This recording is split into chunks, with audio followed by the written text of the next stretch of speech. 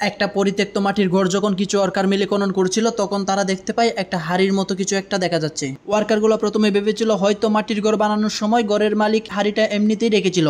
পরবর্তীতে যখন হাড়ির মুখটা খুলে তখন ওয়ার্কার দুইটার চোখ কপালে উঠে যায়, কারণ ওই হাড়ির ভিতরে ছিল হাড়ি ভর্তি করা কিছু স্বর্ণের বার এবং স্বর্ণের তৈরি কিছু গহনাগাটি, যার বর্তমান বাজার মূল্য প্রায় কয়েকশো কোটি টাকা। হাড়ি ভর্তি স্বর্ণ গহনা দেখতে পেয়ে ওয়ার্কারগুলো লোকচক্ষুর আড়ালে হাড়িটা একটা নির্দিষ্ট ঘরে নিয়ে গেল, আর সেখানে গিয়ে হাড়ির ভিতরে কি কি আছে তা দেখার জন্য হাড়িটা একটা জায়গায় ঢেলে দিল। আর তারা দেখতে পেল সেখানে স্বর্ণের তৈরি অনেকগুলা গহনা এবং স্বর্ণের তৈরি প্রতিমা রয়েছে। গহনাগুলোর মধ্যে স্বর্ণের তৈরি প্রতিমা ছাড়াও একটি মুক্তোর তৈরি হার ছিল, যে হারগুলা তৎকালীন আমলে রাজা মহারাজারা ব্যবহার করত।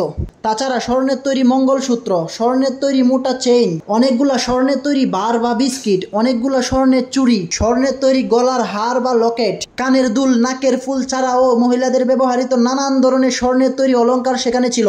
আর এই গহনাগুলোর অধিকাংশই ছিল অত্যন্ত ভারী এবং অধিক পরিমাণে স্বর্ণ দিয়ে তৈরি। প্রিয় বন্ধুরা, আপনারা হয়তো অনেকেই আমার ভিডিও দেখে থাকেন এবং অনেকেই আমার চ্যানেলটা সাবস্ক্রাইব করেছেন। যারা সাবস্ক্রাইব করেছেন তাদেরকে অসংখ্য ধন্যবাদ।